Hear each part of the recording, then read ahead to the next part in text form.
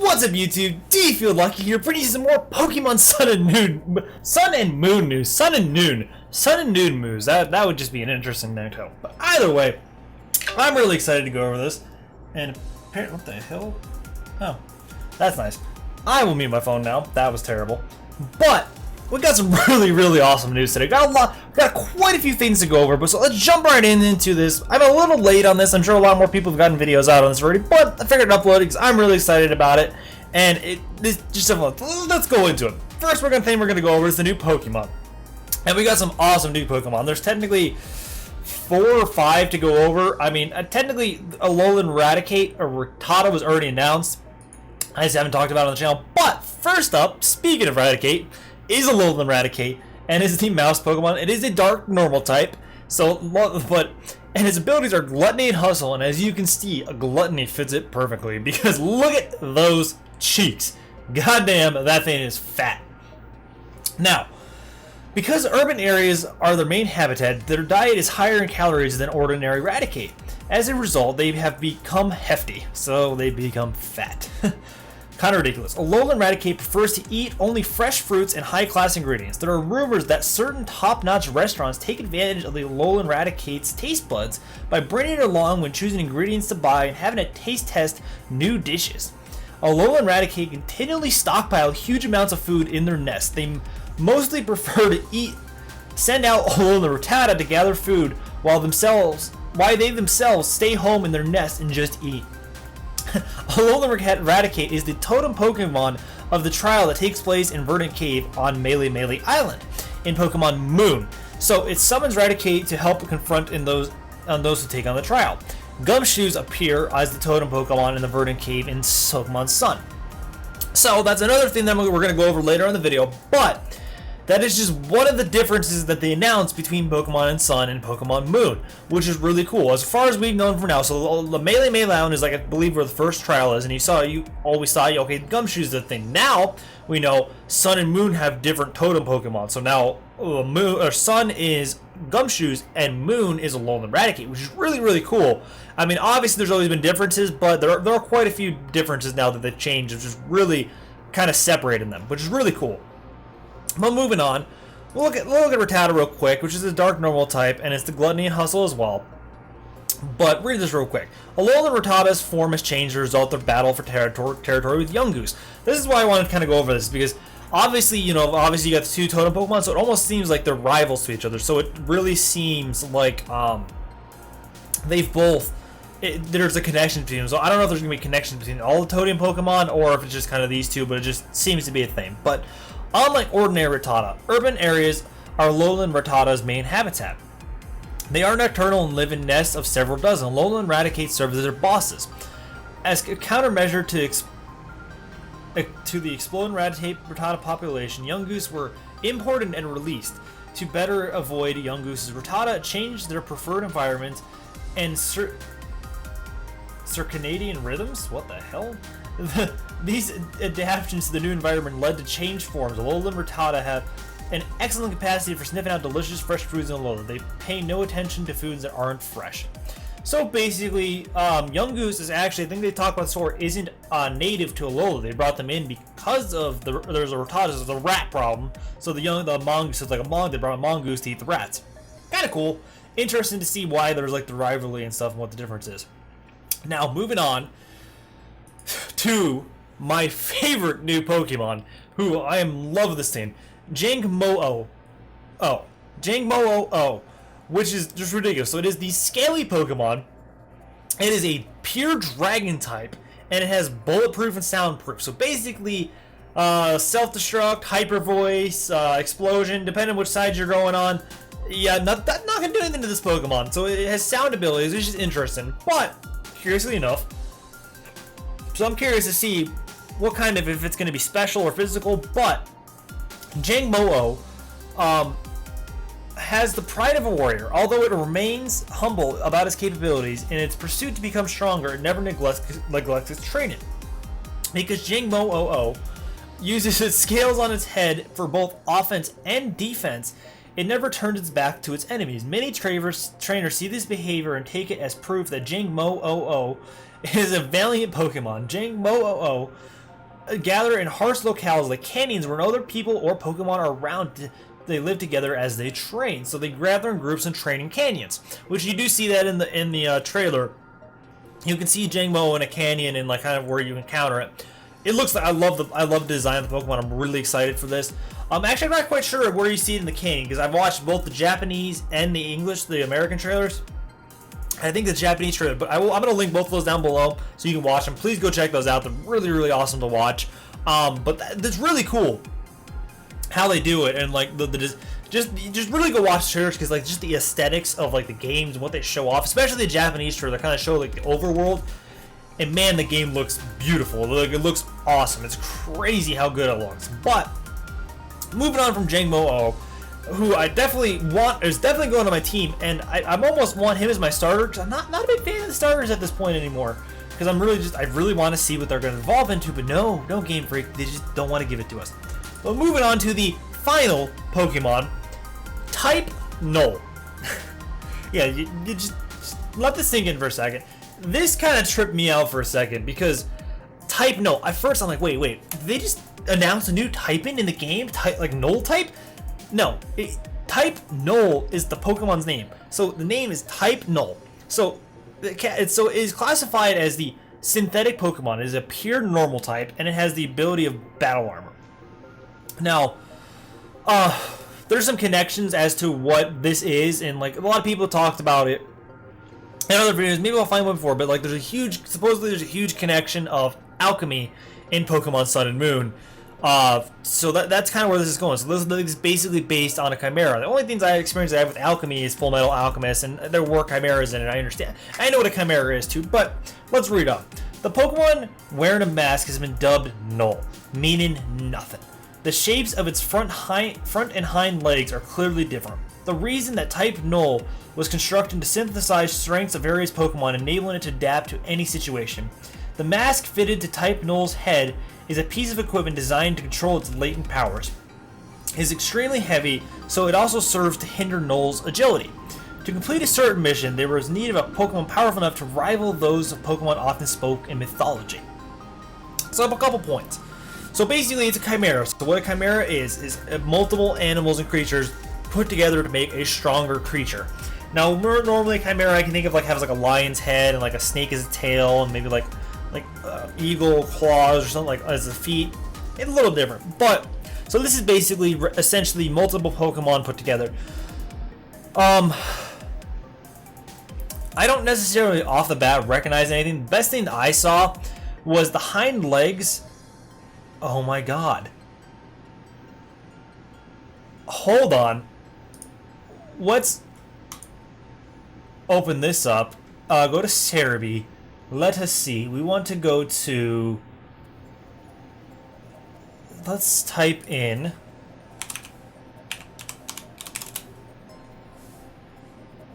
I want to see if there are pictures. I don't know what I did. Okay, maybe I was wrong. I was thinking that the hind legs almost look like Zygarde's 10% form. But what I do think it looks like is... Let's see if we're typing a little bit more. Kind of sort of like Houndour's rear legs, or kind of Houndoomish maybe in the rear. A little bit, even though we're here. I'm trying to. I really do recognize the rear legs, like the plate, and like the rear legs kind of do look like the spike and everything kind of look Houndoom and Houndourish.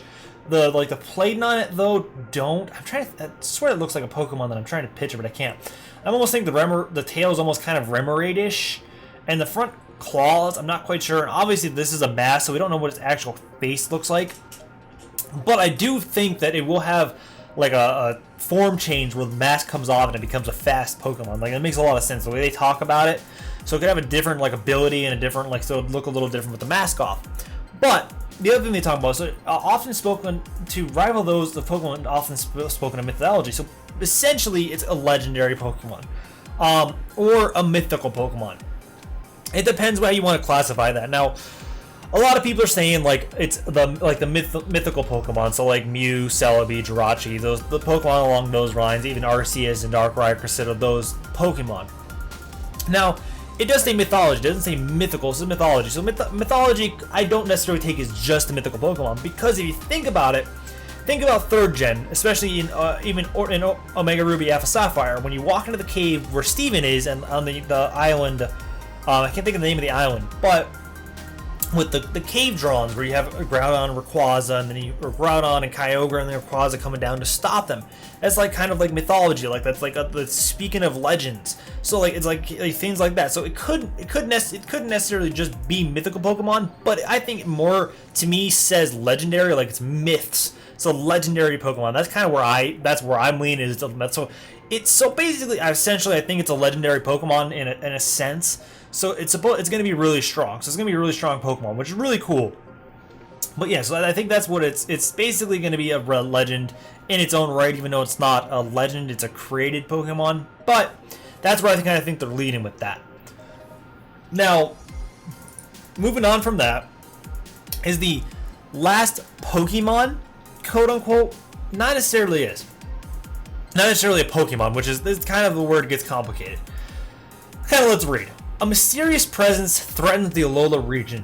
Ultra Beasts. In the Alola region, rumors are flying about mysterious creatures known as Ultra Beasts. Ultra Beasts possess mighty powers and could be posed a threat to humans and Pokemon, so they are feared. It appears that the Aether Foundation is also conducting research on these Ultra Beasts. According to rumor, multiple Ultra Beasts exist, each of them called by a code name. So now the first we know of, so it's codename UB01. So this is the first Ultra Beast that we know of. Now, whether it's a Pokemon that you can capture or if it's something else, we don't know. The way they're talking about it could be either or at this point. They're not calling it a Pokemon, they're calling it something different. I have a little bit of theory on that, but I'll talk about it in a second. Let's read UB01's description here. UB01's body is composed of a glass-like substance. However, it's constantly changing shapes, never settling on one. While evidence of something like a survival instinct can be observed in UB01, no one knows whether it has its own will of its own or any emotions. It's said that for some reason its movements resemble those of a young girl. So, basically what it says is UB01 can change forms, so it can change the way it looks, and basically it's saying it doesn't have emotions or if it has a survival instinct. It doesn't know. Something like survival, but we don't know if it has emotions. So it can change forward. And then UB01 is a code name, so it could be a Pokemon with an actual name. But the thing a lot of people are speculating, if it would load, I want to click on the load region, thank you. All the way to the bottom here, is that UB01 is Lily. Now it says it looks like a little girl when it moves. Now look at the design aesthetics between the two. They look very similar. That's what a lot of people are saying, which I definitely can see this. So like Lily is UB01. Now, why people are saying that? Lily is a mysterious girl who assists the professor. This young girl is about the same age as your character, and she's working as Professor Kukui's assistant for personal reasons. She's not fond of making Pokemon fighting battles, but she loves reading and has devoured many books. Lily would play an important role in the story of Pokemon Sun and Moon. Now, we've known she's going to play an important role, but we never knew what. But now if you look at the design, Lily looks like she is either UB01 or connected to them to it strongly. So now, basically, so that's going to be more likely people think that's going to be her role. Is either she is that Pokemon, like it changes shape into her, or she is connected to it somehow. And that's basically what people are like kind of leading to, is UB01 and Lily are like the same thing or like intertwined with each other, which, you know, so it could change shapes or anything like that. Now, kind of my theory with these Ultra Beasts. Now, obviously, there's multiple of them. Now, my assumption there's going to be 4 of them. That's my assumption, because we kind of had that theme of 4 because of the 4 islands. Now, my theory with this, which this could be off, and I'm not quite sure if this is true or not, is that the Ultra Beasts are, since, you know, basically we don't really have gyms or we don't have gyms or, you know, like gym leaders or anything like that, and we don't know, and we know for a fact that also the Center Island is not the a champion or like the Elite Four where that's going to be. That's been confirmed to be the Aether Foundation, which we'll go over in a sec. So my theory is, what if the Ultra Beasts are almost replacing the Elite Four? Now this could be a stretch. I could be wrong about this because it could kind of go either way. Like basically either it's, you know, they're just because it says they're a threat to humans and Pokemon. So now that's already that kind of like makes you skeptical of that, because why, if you defeat them, why would you be able to go back and battle them unless they're not as bad as people think they are? If like Lily is related to them, maybe like they're like the overseers, like, so they're not things that you capture, but they're strong. Like I don't know if it's gonna be like a singular battle or like there's the kind of like totem Pokemon, so they can summon Pokemon. So you battle them as like the last, like that's the ace, and they can summon other Pokemon to battle for them, kind of thing. So maybe that's the theory. That's the theory. Like that's gonna be maybe the end game is battling the Ultra Beast instead of Elite Four. And champion, whether maybe there's 5 of them, or maybe there isn't a champion, or who knows, maybe you become like the protector of the region by defeating all 4 of them. I don't know, but that's just the theory. But like moving on from that, so now we have the Aether Foundation. The Aether Foundation works in the Alola region. The Foundation's goal is to care for Pokemon that have been hurt. The Aether Foundation has been constructed on an artificial island called the Aether Paradise. There, they not only provide shelter for Pokemon, but also conduct various research projects. It seems that the main character will also visit the Aether Paradise during the adventure. So basically, that center island that you've seen is on the Alola map is the Aether Foundation, or the Aether Paradise. And so now we have Lusamine, who is the lovely Lusamine, functions as Aether Foundation's president. So she is the head of the Aether Foundation. Then we have Faba, the Aether Foundation branch chief, sports green sunglasses that are his signature accessory. He seems very proud of his position as branch chief. Then we have Wiki, the assistant branch chief of the Aether Paradise, so she's below him, has a caring personality, and she's loved by all the Aether Foundation employees. And then we have the Aether Foundation employees of the Aether Foundation. Employees of the Aether Foundation shelter and care for Pokemon. Their uniforms appear to depend on which division they belong to. So they have different uniforms depending on their different divisions that like go different things. So now, the thing that I thought was cool in the trailer, you see the employees taking on Team Skull protecting a Slowpoke. So basically, essentially, we have 2 teams again. So with like Team Aqua and Team Magma, we have 2 different teams. You have Team Skull and we have the Aether Foundation now going against each other. Now it seems more like there's, instead of like, because obviously we have Aqua and Magma, in whether other game you're playing, one is on your side or one's against you. What this seems like is obviously you have a dedicatedly bad Team Skull and then a dedicatedly good Aether Foundation. That's what it seems like right now. So the Aether Foundation protects and the Team Skull's trying to hurt them. So it's 2 teams again kind of clashing against each other, which you're going to get caught up in the middle of, which is really cool. And it's really interesting. That's the thing. Like, it seems like a very interesting concept. Like, it seems like, so maybe they're performing experience or anything. But the other thing I didn't notice is if you look on her chest, she looks like she has a Z crystal on her chest. That's what it looks like to me. So possibly she can use Z moves. She has some sort of connection to it. And if you notice, these two, what do they call it? The chiefs, the assistant chief and the chief, have the little triangles on them as well, but you can see the grunts do not. So possibly that all 3 heads can use Z moves, maybe, don't know for a fact, but we'll see. It seems pretty cool. This is new. So now why is Team Skull new? That's weird. But we do have this is a little thing too, is you collect the Zygarde coins. So there's a pair of trainers investigating Zygarde. Dexio and Sheena will show up as you progress through your adventure. These 2 appeared in Pokemon X and Pokemon Y as the professor's assistant. I didn't even realize that! Oh my gosh, we have a connection to Kalos! So this is actually, this is it's post X and Y. So we know this is in Sun and Moon in the timeline. It's post, so they'll give you an item called the Zygarde Cube, and they ask you to collect Zygarde cores and Zygarde cells during your adventure in the Alola region. Cores and cells can be found all over Alola. That is awesome. I didn't realize. So these are the professor's assistants. So these are Sycamore's assistants from Sun and Moon. Holy shit. Wow. Did not realize that. I have not seen it. That's crazy. That's awesome. I did not realize. I'm glad I went and looked at this. Objects given off light can be found in various locations of the Alola region. These are Zygarde cores and Zygarde cells. As you collect them in the Zygarde Cube, you receive from Dexio and Sheena. If you collect lots of cores and cells, the path to finding Zygarde in Pokemon Sun and Moon may become clear. That is nuts. So look at the little gallery. So here's the key item, the Zygarde Cube, where you collect everything in. And then this is the Zygarde cell that you collect. So that, Cena, the creature you just caught stuck in the queue is called a Zygarde cell. So that is crazy. So there's a connection to Kalos, a connection to X and Y. Wow, I did not realize that. That is nuts. That's crazy. So confirmed. So there's a connection to Kalos somewhere. Okay, so this is what's new. Is Gladion. This young man lends his strength to Team Skull as an enforcer. He places high value on being strong in Pokemon battles. His partner Pokemon is the mysterious type Null. So he is the one that has type Null. So whatever, there's a connection. So a Chimera Pokemon. So maybe Team Skull makes a Chimera Pokemon, or he has some.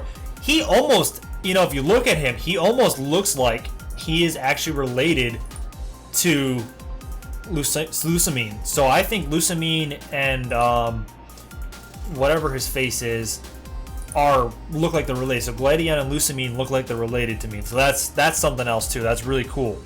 Now, wrapping this up, just 2 more things that I want to go over. First up, real quick, is what they call the Pokefinder. Now, which is kind of cool. This is a neat little feature they're adding in. So a feature known as the Pokefinder will allow you to take pictures of Pokemon you find is loaded in the Rotom Dex. When you use the Pokemon Finder in certain photo spots scattered throughout the Alola region, you take pictures of Pokemon. These pictures will be evaluated as you take better pictures. More features like the ability to zoom in become available. So basically, look over. So basically, we have Pokemon Snap in Pokemon Sun and Moon. So there's a spot. So like in the trailer, you see this little spot like by a fence where you can go take a picture of a Pikachu, and it moves around and like different like chimes and stuff to tell you like better pictures. And it looks like there's like a rating system where you like upload them online and people will rate them, which is kind of cool. And like there's another like a Dragonite where you're looking up and there's a Dragonite flying around, which is this one, which is really cool. And so that's about it. And there's like a couple other little things it is. That's kind of cool. It's like a little Pokemon Snap in Pokemon Sun and Moon, which is kind of cool. Neat little feature. But finally, the last thing I want to go over is kind of like one of the biggest things besides what I just found. Well, they didn't really say that in the trailer. I didn't realize it personally, but that is with the Zygarde thing. That's crazy. That might be something I'll make a whole separate video on too. But a thorough analysis of the secrets of the 2 different worlds of Pokemon Sun and Moon. Some of the Pokemon that appear in Sun and Moon are different. What's more, there's a difference in the way time is set into 2 games. Except for a few scenes, time in Pokemon Sun and Moon is tied to actual time. Pokemon Sun operates on the same time as Nintendo 3DS system, but time in the world of Pokemon Moon is shifted by 12 hours. Some of the Pokemon that appear in Pokemon Sun and Pokemon Moon are different, including Solgaleo and Lunala, which hold the key to the story. It seems that some of the Pokemon that appear as totem Pokemon in the trials are also different. Obviously, Alolan Raticate and Gumshoes. Those are the 2 different ones. So basically, this made me want Pokemon Moon more. Now, that's what I was thinking about doing as my main game, where I'm going to play off camera, and then Sun's going to kind of be in like the Let's Play, which I think I'm going to do a Wonderlock for Sun. That's going to be like the first thing that goes up on the channel for Pokemon Sun and Moon. Then I'm going to have Moon as my own game to play personally on my own time. But so basically, what it is, so Sun, the game plays as you're used to. So like whatever time it is outside where you are is the time it is in the game. But Moon is 12 hours difference. So basically, if it's noon in real life, it's actually midnight in Pokemon Sun and Moon, which is crazy. Pokemon Moon, I should say. So basically, if you're playing during the day, it's nighttime, and if you're playing during night, it's daytime. Which I personally want Moon because I tend to play games at night, and I always run into the issue, like say with Umbreon and Espeon. If I want to evolve into Espeon, 9 times out of 10 I'm playing at night, so I'm gonna get Umbreon even though I want Espeon. So basically, if I'm playing at night most of the time, it's going to be daytime for the most part, and it's going to be easier for me to play. If I want to play during the day to play at nighttime, it's going to be really easy. So that's going to be a huge difference. So obviously there's a difference in routes, daytime, so it's really, really kind of a huge separation of what's going on, and it makes a lot of sense with the name now. So most of the time where it's during the day, it's going to be night. So both of them it's going to be different times of the day, which is really, really cool. But I think that's the last thing I wanted to go over, and kind of my long-winded video here. But it's really cool. I'll real quick go over the little pictures. So here's like the house, and then they just show nighttime, so like the differences. And if you really watch the Japanese trailer too, because the overworld and the way it looks, it's just the game looks amazing. It looks beautiful. Like they've done a really good job with this game. It looks a lot more aesthetically pleasing than any Pokemon game has previously. But either way, I'm gonna get out of here. I hope you guys enjoyed. Please leave a like if you liked. Subscribe to the channel for more Pokemon Sun and Moon news and for like the Let's Plays that are coming up on the channel relatively soon. We're closing in. Every day gets closer. But either way, I'm gonna get out of here. But before I do, remember, stay lucky.